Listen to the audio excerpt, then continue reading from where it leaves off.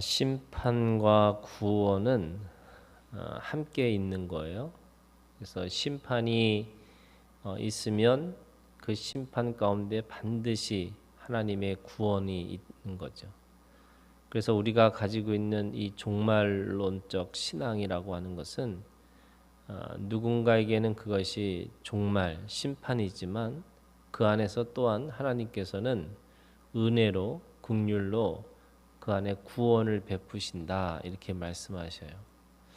오늘 지금 이 12절부터 말씀하시는 이 예루살렘과 시온과 또는 유다라고 하는 이 자신을 의인화시켜서 지금 뭐라고 얘기하면 나의 고통, 나의 이 고난 또는 나의 이 마음의 상함이라고 하는 이 모든 것들이 지금 의인화시키고 있습니다. 자신의 심판 또는 하나님으로부터 자신의 반역에 대한 대가를 그렇게 고백을 하고 있는 거죠. 그렇지만 이 모든 이 고통과 이 자신이 가지고 있는 이 슬픔이 자신이 하나님으로부터 돌아올 수 있도록 하나님께서 열어주시는 이 구원의 길이라는 것을 깨닫고 다시 돌아가야 되는 그 마음을 또한 고백을 하고 있습니다. 원래 심판받을 자는 심판을 받을 수밖에 없고 또 구원을 받을 자는 반드시 구원을 받는다는 거예요. 그러면은 심판을 받을 사람은 아무리 고통 가운데서도 하나님을 기억할 수가 없어요. 또 그 안에서 고통을 당하지만 계속해서 그 죄를 반복해서 똑같은 죄를 이게 짓고 살아갈 수밖에 없는 거죠. 그런데 하나님의 사람들은 그 고난과 또 그 슬픔 가운데서 반드시 하나님을 기억할 수밖에 없다는 거예요.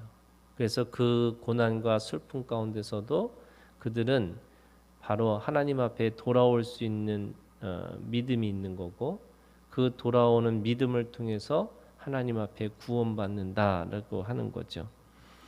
12절에 지나가는 모든 사람들이여 너희에게는 관계가 없는가 이렇게 얘기해요.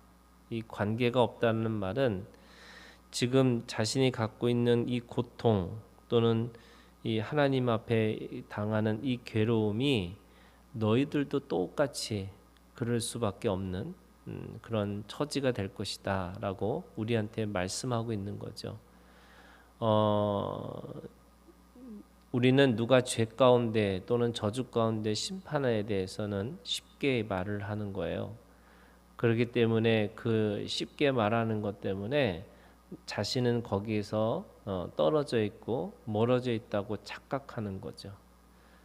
이스라엘 백성들이 그런 겁니다. 심판을 말할 때마다 자신들은 하나님의 자녀이고 또 하나님 앞에 선택받은 민족이니까 자신들은 이 고통 가운데 또는 이 괴로움 가운데 있지 않을 것이다 라고 착각하는 거죠.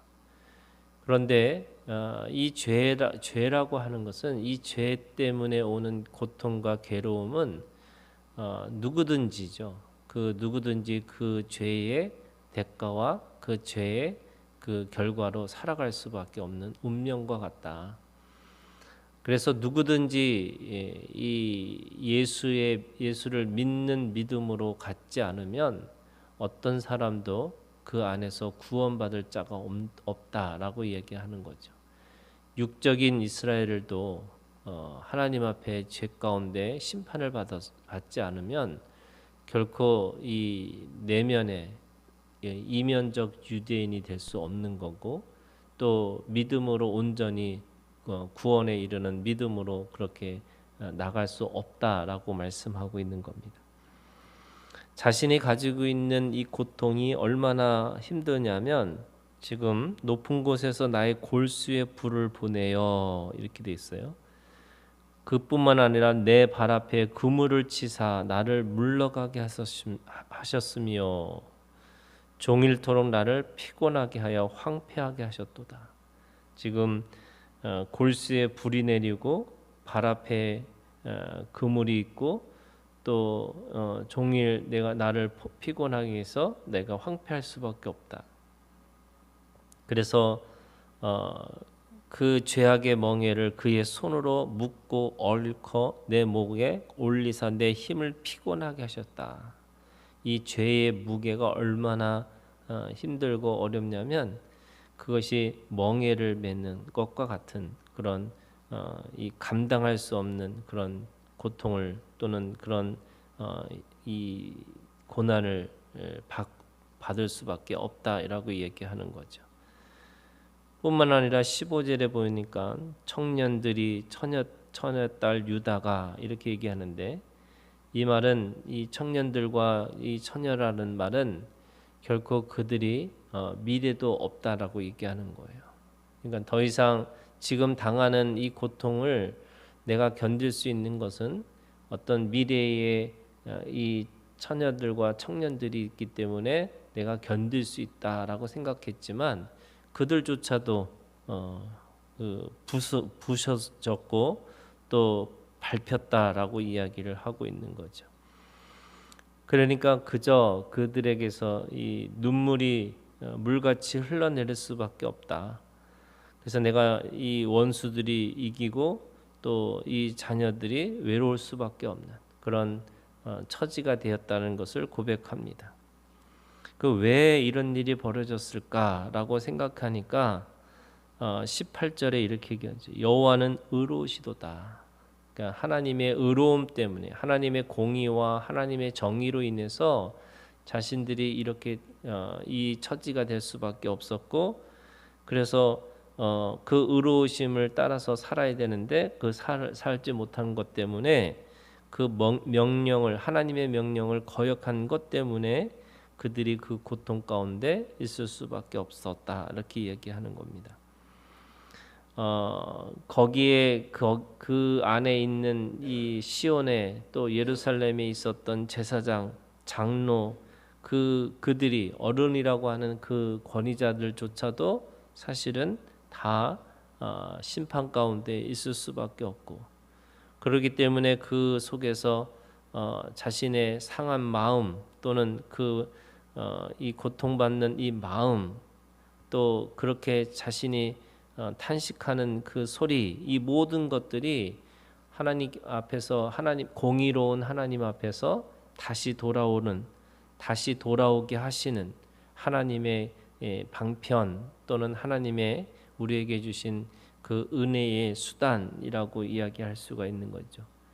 그렇기 때문에 믿는 자에게는 그 가지고 있는 모든 고통과 이 괴로움이라는 것이 하나님을 바라보게 하는 또는 은혜로 돌아가게 하는 하나님의 방편이라고 할 수가 있습니다.